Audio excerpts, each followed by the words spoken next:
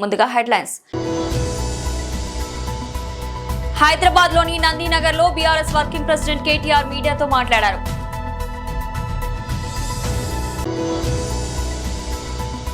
మీడియాతో మాట్లాడిన బీజేపీ రాష్ట్ర ఉపాధ్యక్షుడు డాక్టర్ కాసం వెంకటేశ్వర్లు.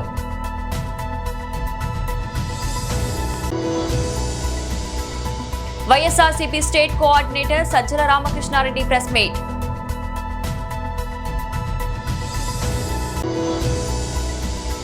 బాలకృష్ణ సినిమా వేడుకకు చీఫ్ గెస్ట్ గా సీఎం రేవంత్ రెడ్డి. హైదరాబాద్ లోని నందినగర్ లో బీఆర్ఎస్ వర్కింగ్ ప్రెసిడెంట్ కేటీఆర్ మీడియాతో మాట్లాడారు.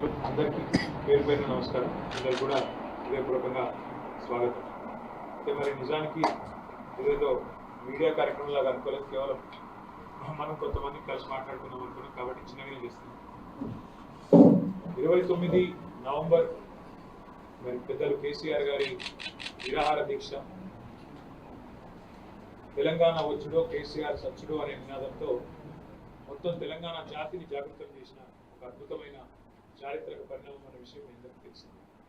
మరి ఆ సందర్భంగా ఆనాడు కేసీఆర్ గారు దీక్ష కూర్చోగానే మొట్టమొదటి కదలికలు తెలంగాణ సమాజాన్ని కదిలించిన మరి అడుగులు ఎక్కడ పడ్డాయి అంటే మన విశ్వవిద్యాలయాల్లో మన విద్యార్థి సోదరులు అన్నాడు ఉస్మానియా కావచ్చు, కాకతీయ కావచ్చు, లేదా రాష్ట్రంలోని అన్ని యూనివర్సిటీలు పాలమూరు కావచ్చు, మహాత్మా గాంధీ కావచ్చు, శాతవాహన కావచ్చు, తెలంగాణ యూనివర్సిటీ కావచ్చు, అన్ని విశ్వవిద్యాలయాల్లో ఆ రోజు మీరు కదం దొక్కితేనే అల్టిమేట్ గా ఆ 11 రోజుల దీక్ష మరి ఫలించింది. అల్టిమేట్ గా తెలంగాణ ప్రకటన వచ్చింది, తెలంగాణ రాష్ట్రం కూడా వచ్చింది.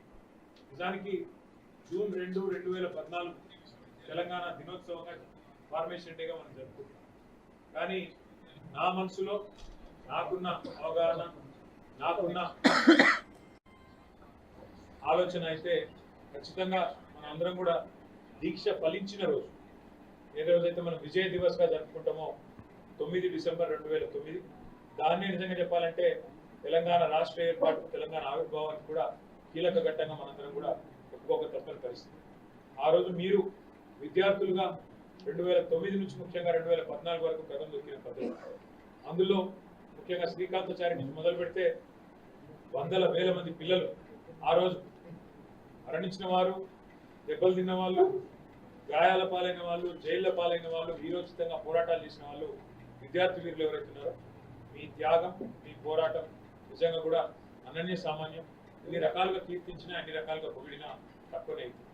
అయితే తెలంగాణ రాష్ట్రం మనం అనుకున్నట్టుగా ఏర్పడ్డ ఈ రాష్ట్రంలో పెద్దలు కేసీఆర్ గారి నాయకత్వంలో 10 ఏళ్ల పాటు మరి చాలా గొప్పగా అన్ని రంగాలతో పాటు విద్యా వ్యవస్థను కూడా బాగా చేసే ప్రయత్నం బలంగా మనం చేసినాం.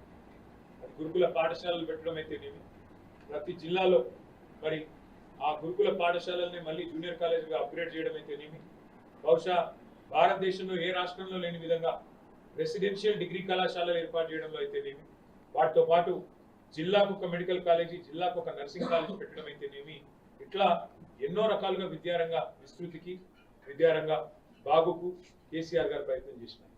కానీ ఇవాళ కొంతమంది కావాలి రకరకాలుగా మరి గత 10 ఏళ్లలో విద్యారంగంలో ఏమీ జరగలేదన్నట్టుగా కొంతమంది అక్కడక్కడ మాట్లాడుతూ ఉన్నారు, అక్కడక్కడ విమర్శలు చేస్తూ ఉన్నారు. బీజేపీ రాష్ట్ర ఉపాధ్యక్షుడు డాక్టర్ కాసం వెంకటేశ్వర్లు మీడియాతో మాట్లాడారు.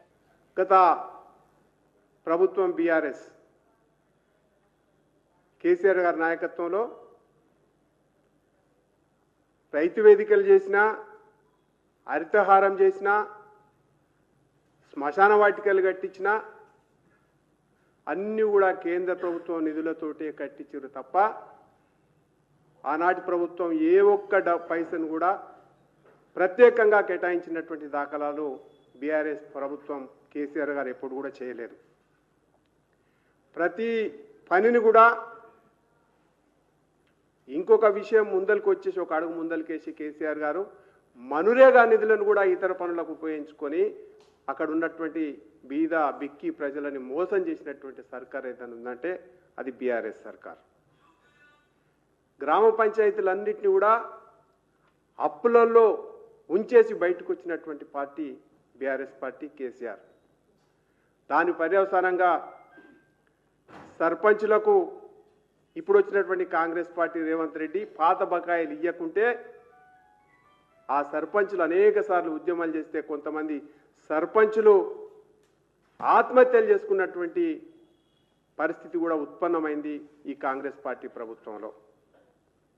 కాబట్టి ఇవాళ గ్రామ పంచాయతీలను మొత్తం కూడా నిర్వీర్యం చేసి స్థానికమైనటువంటి పల్లె పేద ప్రజలందరినీ కూడా వాళ్ళ జీవితాలతోటి ఆట ఆడుకున్నటువంటి పార్టీలు బీఆర్ఎస్ కాంగ్రెస్ పార్టీలు. నిన్న మొన్న చాలామంది గ్రామ పంచాయతీలు అప్పులు ఎందుకు అయినాయి అని అనిపిస్తూ ఉంది. ట్రాక్టర్లు అనవసరంగా కొని గ్రామ పంచాయతీ మీద నెత్తిలేస్తే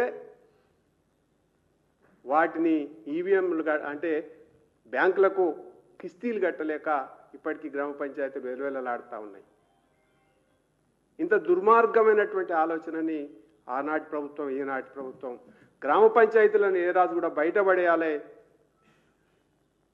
గాంధీ కాలం నుంచి కాంగ్రెస్ పార్టీ ఇవాళ గాంధీని అని పేరు చెప్పుకుంటుంది. కానీ మీరు రాజీవ్ గాంధీ గారు చేసినటువంటి గ్రామ పంచాయతీలే ఒక పార్లమెంటు, ఒక అసెంబ్లీ గ్రామ సభ సమావేశం అనే రీతిగా మాట్లాడితే దాన్ని అంతా పక్కకు పెట్టేసి ఇవాళ నిర్వీర్యం చేసినటువంటి చరిత్ర ఈ రెండు పార్టీలకు సంబంధించినటువంటి విషయం. ఇక నిన్న మొన్న మన అందరికీ తెలుసు, ఎవడైనా చీరలు ఇచ్చుకుంటే ఆడబిడ్డలకు చీరలు పెడితే పండగకో పబ్బానికో పెడతారు. కానీ ఇవాళ తద్దినాలకు చీరలు పెట్టే పరిస్థితి కనపడతా ఉంది. బతుకమ్మలు 2 బతుకమ్మలు అయిపోయినాయి, కానీ బతుకమ్మలకు చీర ఇవ్వడానికి చేతులు రాలే. ఇలా చీరలు ఎప్పుడు ఇస్తున్నాడు? గ్రామ పంచాయతీ ఎన్నికల నోటిఫికేషన్ రేపు వేస్తాం, హడావుడిగా ఇవాళ చీరలు పెడుతున్నటువంటి పరిస్థితి కనపడతా ఉంది. YSRCP state coordinator Sajjala Ramakrishna Reddy press meet నిర్వహించారు. దాంతో భాగంగా వాళ్ళు అనుకున్న వైపే డైరెక్షన్లోకి వెళ్తున్నారు. ఆ రోజు ఎప్పుడైతే చంద్రబాబు నాయుడు గారు ఆ పబ్లిక్ ప్లాట్ఫామ్, వాళ్ళ పొలిటికల్ ప్లాట్ఫామ్ మీద జంతువులకు కలిపారని అన్నాడు, ఆ రోజే దీన్ని ఎక్కడికో తీసుకెళ్లాలనేది మొదలు పెడుతున్నారనేది అర్థమైంది. మా దిశగా మా వైపు అడుగులు వేయాలనుకుంటున్నారని అర్థమైంది. అయితే జంతువులకు అనేసరికి మరీ తన మీదే సీరియస్ ఇది వచ్చేసరికి దాని నుంచి పక్కకు తప్పుకొని ఇప్పుడు వేరే వెజిటబుల్ కల్తీనో పామాయిల్ కల్తీనో మొత్తం మీద అడల్టరేటెడ్ అనే దానికి తీసుకొస్తున్నారు. కానీ మొత్తంగా చూస్తే వాళ్ళు దాంట్లో కరెక్ట్ కట్ ఆఫ్ దీన్ని చూస్తే ఈ మధ్యకాలంలో పత్రికల్లో వస్తున్నది. అసలు ఇన్వెస్టిగేషన్ ఏం జరుగుతుందో బయటికి తెలియట్లా. ఊరు పేరు ఎక్కడ ఏమున్నాయో పేర్లన్నీ వస్తున్నాయి. A1 నుంచి A40 వరకు ఎంతవరకు చేసేసింది దగ్గర రకరకాల నార్త్ ఇండియన్ పేర్లు అన్నీ వస్తున్నాయి. అన్నీ కలిపి ఒకటే పామ్ ఆయిల్ కానీ ఇంకోటి కానీ తెచ్చి కలుపుతున్నారనేట్టు తీసుకొస్తూ 1924 మధ్య మీరు లడ్డు తిని ఉంటే అది కల్తీ అయి ఉంటుంది అనేది ఒక దుష్ప్రచారం, విష ప్రచారం అనేది ప్రజల తలల్లో ఎక్కించే ప్రయత్నం, కుట్ర భయంకరంగా జరుగుతోంది. ఆ ప్రాసెస్లో ఆ రోజు ఆయన జంతువులు కోవన్నప్పుడు ఎట్లా హర్ట్ చేస్తూ వచ్చాడో ఈ రోజు కూడా ఇంకా దాన్ని పెంచుతూ పర్పెచువేట్ చేస్తూ వచ్చినాడు. For the narrow reason political వెండేటాతో వైఎస్ఆర్సీపీని ఇరికించడానికి, ఫర్ ది నారో రీజన్ ఒక తనకు చెప్పడానికి 18 నెలల కాలంలో నేను పాలన చేశాను చెప్పుకోవడానికి కానీ చెప్పడానికి కానీ ఒక ఘనకార్యం కానీ ఒక మంచి స్కీమ్ కానీ ఏది లేకపోవడం, ప్లస్ చెప్పినవన్నీ ఇచ్చిన అబద్ధ హామీలన్నీ గాలిలో తుంగలో తొక్కేసి ఆ రోజే మోసం చేయడం, వీటి నుంచి తప్పించుకోవడానికి ఈ వైపు target YSRCP. Name it liquor scam అని వాళ్ళు పేరు పెట్టిందైనా, అలాగే ఈ లడ్డు అన్న, ఇప్పుడు పరకామణి అనే ఇంకోటి తీసుకున్నా, వాళ్ళ హయాంలో మొదలై వాళ్ళు ఇప్పుడు 3 పూలు 6 కాయలుగా కల్తీ మద్యం ఏదైతే తయారు చేస్తున్నారో ఫ్యాక్టరీలు పెట్టి, అది బయటపడితే దాన్ని కూడా తెచ్చి మా మెడకు చుట్టాలని చూసిన, వీటన్నిటి వెనక ఒక్కటే ఏదంటే తన తప్పులు తన అబద్ధాల నుంచి జనం దృష్టి మళ్లించడం, అలాగే మా మీద కక్ష సాధింపుగా వైఎస్ఆర్సీపీని దాంట్లో ఇరికించడం. దీనికి బేసు ఒక్కటే ఆయన కనుక్కున్నది ఏదంటే కన్ఫెషను, కాన్స్పిరసీ. ఈ రెండు వీటి మీద ఎవరో ఒకరిని తీసుకురావడం, కన్ఫెషన్ అని రాయించడం, లేదు కాన్స్పిరసీ థియరీ తీసుకురావడం, వీళ్ళందరూ కలిసి కుట్ర పన్నారనడం. ముందు దాన్ని కోర్టు ముందు ప్రజెంట్ చేయడం, ఏమంటే ఇన్వెస్టిగేషన్ జరుగుతుంది అనడం. న్యాయస్థానం కూడా ఇన్వెస్టిగేషన్ జరుగుతుంది కదా, కాబట్టి కొన్నాళ్ళు ఓపిక పట్టండి అని జైల్లోకి పంపడం. సో ఆయన ఒక దెబ్బకు 2 పిట్టలు అన్నట్టు తను మా మీద కక్ష సాధింపు తీర్చుకుంటున్నారు. ఇంకోవైపు తన మోసాలు అబద్ధాలు చెప్పినవి వాటిని కప్పిపుచ్చుకోవడానికి ప్రయత్నం చేస్తున్నారు. ఇంకోటి ప్రజల్లో విష ప్రచారము అవి బాగా విపరీతంగా చేస్తున్నారు. అందులో భాగంగానే లడ్డూది కూడా జరుగుతుంది. నందమూరి బాలకృష్ణ డైరెక్టర్ బోయపాటి శ్రీను కాంబినేషన్ లో వస్తున్న భారీ చిత్రం అఖండ 2 డిసెంబర్ 5న ఈ సినిమా ప్రపంచవ్యాప్తంగా విడుదల కానున్న నేపథ్యంలో చిత్ర బృందం ప్రమోషన్ కార్యక్రమాలను వేగవంతం చేసింది. ఇందులో భాగంగా ఈ నెల 28న నిర్వహించనున్న ప్రీ రిలీజ్ ఈవెంట్ కు తెలంగాణ ముఖ్యమంత్రి రేవంత్ రెడ్డి ముఖ్య అతిథిగా హాజరు కానున్నారు. దీనికి సంబంధించిన అధికారిక ప్రకటన త్వరలో రానుంది. ఈ వేడుకను చాలా గ్రాండ్ గా నిర్వహించేందుకు నిర్మాతలు సన్నాహాలు చేస్తున్నారు. ఈ ఈవెంట్ కు ఐకాన్ స్టార్ అల్లు అర్జున్ కూడా మరో అతిథిగా ఆహ్వానించినట్లు సమాచారం. అయితే ప్రస్తుతం ఆయన అట్లీ దర్శకత్వంలో తెరకెక్కుతున్న సినిమా షూటింగ్ లో బిజీగా ఉండడంతో ఈవెంట్ కు రాలేకపోతున్నారని తెలిసింది. సినిమా విడుదలయ్యాక జరిగే సక్సెస్ మీట్ లో బన్నీ పాల్గొనే అవకాశం ఉందని అంటున్నారు. భారీ అంచనాల మధ్య వస్తున్న ఈ చిత్రాన్ని 14 రీల్స్ ప్లస్ బ్యానర్ పై రామ అచంట, గోపి అచంట నిర్మిస్తున్నారు. తమన్ సంగీతం అందిస్తున్న ఈ సినిమా నుంచి ఇప్పటికే విడుదలైన ఫస్ట్ గ్లిమ్స్ జాజికాయ పాట ప్రేక్షకులను విశేషంగా ఆకట్టుకున్నాయి. మరోవైపు డిసెంబర్ 4వ తేదీ రాత్రి నుంచే పెయిడ్ ప్రీమియర్ షోలు ప్రదర్శించాలని నిర్మాతలు ప్లాన్ చేస్తున్నారు. ఇందుకు సంబంధించిన అనుమతుల కోసం చిత్ర బృందం ఎదురుచూస్తుంది. ఉస్మానియా యూనివర్సిటీ క్లోజ్డ్ క్యాంపస్ చేయు NSUI విద్యార్థి సంఘం మేడ శ్రీను విజ్ఞప్తి చేశారు. OU ఆర్ట్స్ కళాశాల వద్ద ఏర్పాటు చేసిన మీడియా సమావేశంలో NSUI విద్యార్థి నేతలు మాట్లాడుతూ విద్యార్థుల భవిష్యత్తు దృష్టిలో ఉంచుకొని విద్యా ప్రమాణాలు తగ్గకుండా ఉస్మానియా యూనివర్సిటీ క్యాంపస్ గా చేయాలని అన్నారు. 24 గంటలు యూనివర్సిటీ గేట్లు మూసి అనుమతి ఉన్నవారికే మాత్రమే ప్రవేశం కల్పించాలన్నారు. వర్సిటీలో అడ్మిషన్ లేని వ్యక్తులు నిర్వహిస్తున్న సభలు, సమావేశాలు, ర్యాలీలు, ఇతర కార్యక్రమాలకు అనుమతి ఇవ్వకూడదని, నిబంధనలు ఉల్లంఘించి కార్యక్రమాలు నిర్వహిస్తే వర్సిటీ అధికారులు చట్టరీత్యా చర్యలు తీసుకోవాలని అన్నారు. NSUI మీడియా సమావేశం నిర్వహించడానికి ముఖ్య ఉద్దేశం 100 ఏళ్ల పైబడిన చరిత్ర కలిగినటువంటి ఉస్మానియా యూనివర్సిటీ ఆనాడు వందే మాత్ర ఉద్యమానికి నాంది పలికిన ఉస్మానియా యూనివర్సిటీ తెలంగాణ సాధనలో మలిదశ తొలిదశ ఉద్యమంలో తెలంగాణ రాష్ట్ర సాధన పాత్రలో కీలక పాత్ర మరి ఆనాడు ఉస్మానియా యూనివర్సిటీ విద్యార్థి నాయకులు కీలక పాత్ర పోషించి అనేక ఉద్యమాలకు మరి ఉస్మానియా యూనివర్సిటీ ఒక నాందిగా ఉండి మరి ప్రపంచంలోనే ఉస్మానియా యూనివర్సిటీ అంటే విద్య, ఉద్యోగ, ఉపాధితో పాటు ప్రపంచ మరియు భారతదేశ తెలంగాణ రాష్ట్రంలో జరుగుతున్నటువంటి అసమానతలపైన, సమాజ అన్యాయాలపైన మరి కీలక పాత్ర పోషిస్తున్నటువంటి ఉస్మానియా యూనివర్సిటీలో మరి ఈనాడు ఉస్మానియా యూనివర్సిటీ మరి చెప్పుకునే విధంగా కూడా లేని పరిస్థితి ఉంది. ఎందుకంటే తెలంగాణనే కాదు భారతదేశంలో ఎక్కడ కూడా రాష్ట్ర యూనివర్సిటీలు, కేంద్ర యూనివర్సిటీలు మరి గేట్లు క్లోజ్ ఉండడం జరుగుతుంది. కానీ ఉస్మానియా యూనివర్సిటీ ఓపెన్ గేట్లు ఉండడం వల్ల మరి బయట ఉన్న వాహనాలు ఉస్మానియా యూనివర్సిటీలోకి రావడం వల్ల ఇక్కడ ఉన్నటువంటి విద్యార్థులకి చాలా ఇబ్బందులు ఎదుర్కోవాల్సి వస్తుంది. దానితో పాటు చుట్టుపక్కల ఉన్నటువంటి తార్నాక, విద్యానగర్, శివం రోడ్, అంబర్పేట్, అప్సిగూడ ఈ ప్రాంతాల నుంచి వస్తున్నటువంటి కొందరు అవుట్ సైడర్స్ ఎవరైతున్నారో ఈవినింగ్ పూట సాయంకాలం వేళ వచ్చి ఇక్కడ డ్రగ్స్ కి, అదేవిధంగా మద్యపానం సేవించడం, పాను, గుట్కా, స్మోకింగ్ అలాంటి అలవాట్లు ఇక్కడికి వచ్చి చేయడం వల్ల ఇక్కడ నిబద్ధతోటి మరి ఎంతో ఆశలతోటి వచ్చినటువంటి విద్యార్థులు చదువు కోసం ఇక్కడికి వచ్చినటువంటి అలాంటి కల్చర్ చూసి ఇక్కడ ఉన్నటువంటి విద్యార్థులు కూడా మరి చెడు అలవాట్లకు మరి ఆకర్షితులు అవ్వడం జరుగుతుంది. మేము ఏమి కోరుకుంటున్నాం అంటే ఉస్మానియా యూనివర్సిటీలో విద్యార్థులు, ప్రొఫెసర్లు యూనివర్సిటీ నామ్స్ ప్రకారం నడవాలని ఒక NSUIగా మేము డిమాండ్ చేస్తున్నాం. మరి ఈ యొక్క డిమాండ్స్ కి యూనివర్సిటీ అధికారులు తక్షణమే మరి ఆలోచన చేసి వారు యూనివర్సిటీని 24 గంటలు మరి గేట్లు మూసివేయాలని చెప్పేసి కూడా కోరుకుంటున్నాం. 24 గంటలు గేట్లు ఓపెన్ ఉంటే ఏమైతుందో మీకు ఈ ఫోటో ద్వారా చూపిస్తాం. ఇక్కడ చూడండి, తెలంగాణలో కాదు ఉస్మానియా యూనివర్సిటీలో వారానికి సగటున 2 సార్లు యాక్సిడెంట్ జరుగుతుంది యూనివర్సిటీ పరిధిలో. అదేవిధంగా యూనివర్సిటీలో కొన్ని బస్తీలు ఉండడం వల్ల, అదేవిధంగా గేట్లు ఓపెన్ ఉండడం వల్ల ఆవులు, బర్రెలు, కుక్కలు విచ్చలవిడి వచ్చి లా కళాశాల మెస్ ఏతుందో అక్కడ కట్ చేస్తున్న మెస్ వర్కరు వెజిటేబుల్ కట్ చేసింది, పక్కన ఆవు మెస్ ఉంది. ఇదే వెజిటేబుల్స్ కట్ చేసింది మళ్ళీ విద్యార్థులకు వండి పెట్టాలి. చూడండి ఎంత బహిరంగనో. ఇక్కడ ప్రతి పండుగలకి, పబ్బాలకి పేరు మీద యూనివర్సిటీలోకి వచ్చి బహిరంగంగా అసలు విద్యార్థులు ఇక్కడ సమావేశాలు ఒక అకాడమిక్ ఇయర్ నడుస్తున్న వేళలో బహిరంగంగా ఇట్లా టేబుల్స్ వేసుకొని మరి డీజేలు పెట్టుకొని విచ్చలవిడిగా తాగుతూ ఇక్కడ అకాడమిక్ కల్చర్ని ఖరాబ్ చేస్తున్న సందర్భం పుట్టింది. గంజాయి అమ్ముతున్న ఇరువురిని నల్లపాడు పోలీసులు అదుపులోకి తీసుకున్నారు. గుంటూరు రూరల్ మండలం విజ్ఞాన కాలేజ్ సమీపంలో పాలకలూరు రోడ్డు జన్మభూమి నగర్ వెళ్లే మార్గంలో గంజాయి అమ్ముతున్నారన్న సమాచారంతో సిఐ ఆదేశాలతో ఎస్ఐ మహేష్ కుమార్ సిబ్బందితో వెళ్లి గంజాయి అమ్ముతున్న వారిని పట్టుకోవడం జరిగిందని సౌత్ డీఎస్పీ బనోదయ వివరించారు. గంజాయిని స్వాధీనపరుచుకుని 2 వ్యక్తులను అదుపులోకి తీసుకున్నామన్నారు. వారిలో షేక్ కజావలి 19 మోటార్ సైకిల్ ను దొంగలించడం జరిగిందని, వాటి విలువ సుమారు 15 లక్షల రూపాయలుగా ఉంటుందని సౌత్ డీఎస్పీ విలేకరుల సమావేశంలో తెలియపరిచారు.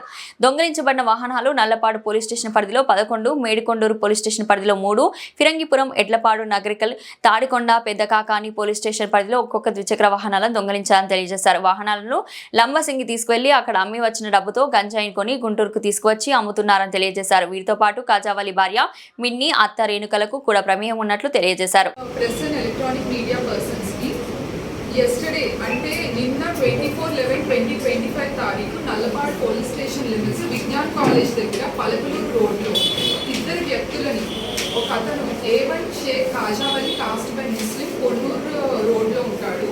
అలానే ఇంకొక అక్యూస్డ్ A2 ఒక CACL జుబినల్ అనమాట. వీళ్ళిద్దరూ కూడా in position of 3 kilos of ganja దొరికింది నల్లపాడు PS.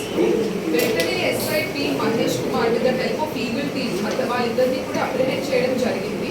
అలానే వాళ్ళ పొజిషన్లో ఉన్న 3 kilos ఆఫ్ గాంజాని కూడా తీసుకొని in the presence of mediators వాళ్ళ మీద 1230/25 ఆఫ్ నల్లపాడు PS కింద ఒక NDPS కేసు ఇవ్వడం జరిగింది.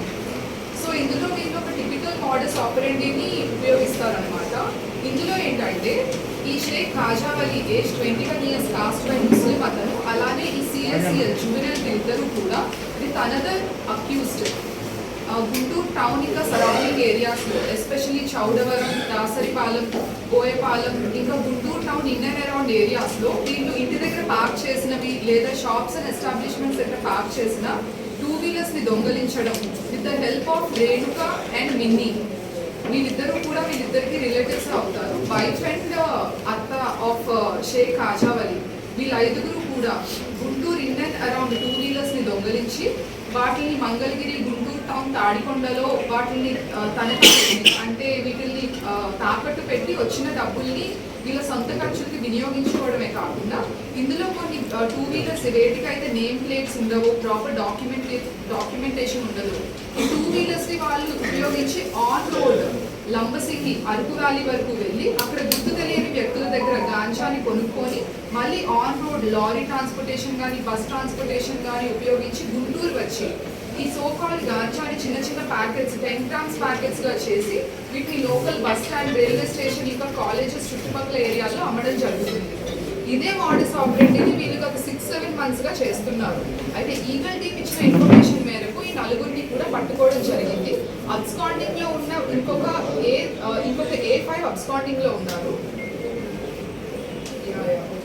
Okay, complete Nallapadu police station వాళ్ళు ఇచ్చిన ఇన్ఫర్మేషన్ మేరకు ఈ 4గురిని కూడా అప్రిహెండ్ చేయడం జరిగింది. ఇంకొక అక్యూస్డ్ అబ్స్కాండింగ్లో ఉన్నారు. ఫార్వర్డ్ లింకేజ్లో అతను కూడా ఫార్వర్డ్గా దీన్ని ఫర్దర్గా డిస్పర్స్ చేస్తున్నాడు గాంజాని చిన్న చిన్న ప్యాకెట్స్లో అని అర్థమైంది. అతన్ని కూడా అప్రిహెండ్ చేస్తాం అతి త్వరలోనే. అయితే ఇందులో ఇంట్రెస్టింగ్ ఫ్యాక్ట్ ఏంటంటే వీళ్ళు ఏవైతే బైక్స్ని తాకట్టు పెట్టారో దొంగతనం చేసి, ఏవైతే బైక్స్ని ఉపయోగించి గాంజాని తీసుకొని వస్తున్నారో లంబసింగి, అరకు వ్యాలీ నుంచి, ఆ 19 బైక్స్ని కూడా ఇంటాక్ట్ 15 lakhs వర్త్ ప్రాపర్టీని నల్లపాడు పోలీస్ వాళ్ళు రికవర్ చేయడం జరిగింది. వీళ్ళు ఎక్కడెక్కడైతే తాకట్టు పెట్టారో ఆ తాకట్టు పెట్టిన వాళ్ళ దగ్గర నుంచి కొనుక్కున్న వాళ్ళ దగ్గరికి కూడా ఇన్ఫర్మేషన్ సప్లై చేసి వాటిలన్నింటినీ కూడా వాళ్ళ పొజిషన్ నుంచి రికవర్ చేయడం జరిగింది. ఏఐసీసీ నూతన ఆలోచనలకు అనుగుణంగా ప్రజాస్వామ్యబద్ధంగా దేశవ్యాప్తంగా ఉన్న అన్ని జిల్లాలకు జిల్లా కాంగ్రెస్ పార్టీ అధ్యక్షుని ఎంపిక చేసే ప్రక్రియ మొదలుపెట్టినట్లు ఏఐసీసీ పరిశీలకులు all India Kisan Congress vice chairman Akhilesh Shukla తెలిపారు. మంగళవారం నాడు రామచంద్రపురంలో నియోజకవర్గ ఇన్ఛార్జ్ కోట శ్రీనివాస్ ఆధ్వర్యంలో బుచ్చిరాజు కళ్యాణ మండపం వద్ద జరిగిన విలేకరుల సమావేశంలో ఆయన మాట్లాడుతూ గతంలో జరిగిన డీసీసీ అధ్యక్ష ఎన్నిక ప్రక్రియ కన్నా మరింత ప్రజాస్వామ్యబద్ధంగా ప్రతి కార్యకర్త అభిప్రాయాన్ని లోతుగా తెలుసుకునే ప్రక్రియ భాగంగా పూర్తిగా ఏఐసీసీ పర్యవేక్షణలో డీసీసీ అధ్యక్షులను నియమించాలని పార్టీ అధిష్టానం పిలుపు మేరకు ఈ కార్యక్రమాన్ని చేపట్టినట్లు ఆయన తెలిపారు. విలేకరుల సమావేశం అనంతరం జరిగిన సంస్థాగత నిర్మాణ కార్యక్రమంలో ఆయన మాట్లాడుతూ రాజకీయాలలో కోనసీమ జిల్లాకు ఒక ప్రత్యేకత ఉందని అన్నారు. గ్రామ స్థాయిలో బలోపేతం చేసే దిశగా మన ఏఐసీసీ పెద్దలు ఒక తీర్మానం చేసి ప్రతి జిల్లాకి కూడా ఒక ఏఐసిసి అబ్జర్వర్ని పంపించడం జరిగింది. ఈ ప్రాసెస్ దేశం మొత్తం కూడా జరుగుతుంది, అలాగే మన ఆంధ్రప్రదేశ్లో కూడా జరుగుతుంది. మనకి ఏఐసిసి అబ్జర్వర్గా అఖిలేష్ శుక్లా గారు రావడం జరిగింది. అలాగే పిసిసి నుంచి నేను, రాంబాబు గారు కూడా ఈ బాధ్యత తీసుకోవడం జరిగింది. దీనికి నాయకులు, కార్యకర్తలు అందరూ కూడా సహకరించాలని కోరుతున్నాను. దీని యొక్క ప్రధాన ఉద్దేశం ఏంటంటే, కాంగ్రెస్ పార్టీ ఒకనొక టైంలో రాజుగా వెలిగిన పార్టీ ఈరోజు ఇలాంటి పరిస్థితికి ఎందుకు దిగజారిపోయింది, ఇంకా ఏం చేయాలి, పార్టీ బలోపేతం కోసం ఇంకా ఎటువంటి నిర్ణయాలు తీసుకోవాలని మీ యొక్క సూచనలు, సలహాలు ఇవన్నీ కూడా ఆయన తీసుకుని ఒక ఫైల్ రెడీ చేసి పిసిసికి అలాగే ఏఐసిసికి పంపించి మనం ఒక మంచి నాయకుడిని ఎన్నుకుంటే, డిసిసి కావచ్చు, ఇంకో మండల ప్రెసిడెంట్ గారు కావచ్చు, గ్రామ ప్రెసిడెంట్ గారు కావచ్చు, ఎవరైతే బాగుంటుంది, ఎవరైతే అందరినీ కలుపుకుని వెళ్తారు, ఎవరైతే పార్టీని బలోపేతం చేస్తారు, ఎవరైతే పార్టీని ఇంకొంచెం ముందుకు తీసుకెళ్ళగలరు అనే ఉద్దేశంతో మీ యొక్క ఆలోచనని, మీ యొక్క గ్రామ స్థాయిలో మీ యొక్క ఫేస్ చేస్తున్న సమస్యల్ని, పలానా వ్యక్తి అయితే కలుపుకెళ్ళగలరు, అందరితో బాగుంటారు, బాగా మాట్లాడతారు, మాకు భరోసా ఇవ్వగలరు, ఒక పోరాటం చేయాలన్నా మాకు సహకరించగలరు, ఇలా ఒక వ్యక్తి పేరు మీరందరూ ఏ పేరు సూచిస్తే ఆ పేరుని ఆయన ఆ పేరు తీసుకుని ఇతనైతే ఈ జిల్లాను నడిపించగలరు, వీరందరూ సహకరించగలరు, అక్కడ నాయకులందరూ కోరుకుంటున్నారని చెప్పి మన యొక్క అభిప్రాయాన్ని ఆయన ఏఐసిసి పెద్దలకు తెలియజేస్తారు. దాని ద్వారా మనకు ఒక మంచి నాయకులు వస్తారు, మన జిల్లా బాగుంటుంది, మన జిల్లా నాయకత్వం కూడా ఇంకా బలపడుతుంది. ఇప్పటికి మన జిల్లా ప్రెసిడెంట్ గారు ఆయనకి ఈ కార్యక్రమం కోసం ఆయనకి నేను ఫోన్ చేయడం జరిగింది. ఆయన తిరుపతిలో ఉన్నానని చెప్పడం వల్ల మనకు కృష్ణుడు గారు, గౌతమ్ గారు, ఇంకా పెద్దలందరూ కూడా ఈ బాధ్యత తీసుకుని ఈ యొక్క కార్యక్రమాన్ని 7 రోజులు కూడా వాళ్ళ భుజాల మీద ఎత్తుకుని నడిపిస్తున్నందుకు మా ముగ్గురి తరఫు నుంచి కూడా ధన్యవాదాలు తెలియజేసుకుంటున్నాను. Thank you sir. అలాగే ఈ కార్యక్రమానికి ఈరోజు ఈ నియోజకవర్గం, తర్వాత 7 రోజులు కూడా 7 నియోజకవర్గాల్లో జరుగుతుంది. మీరందరూ కూడా సహకరించాలని చెప్పి నాయకుల్ని, మీడియా మిత్రులు కూడా కోరుతూ సెలవు తీసుకుంటున్నాను. ఇప్పుడు బులెటిన్ ముగించే ముందు హెడ్లైన్స్ మరోసారి. హైదరాబాద్లోని నందీనగర్లో బీఆర్ఎస్ వర్కింగ్ ప్రెసిడెంట్ కేటీఆర్ మీడియాతో మాట్లాడారు.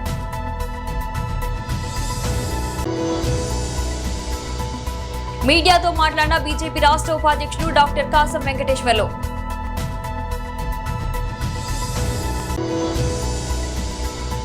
YSRCP state coordinator Sajjala Ramakrishna Reddy press meet.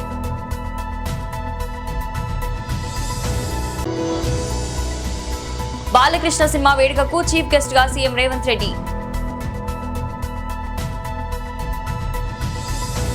ఇది ఇవాల్టి బులెటిన్. మరో బులెటిన్ మళ్ళీ కలుద్దాం. అంతవరకు సెలవు.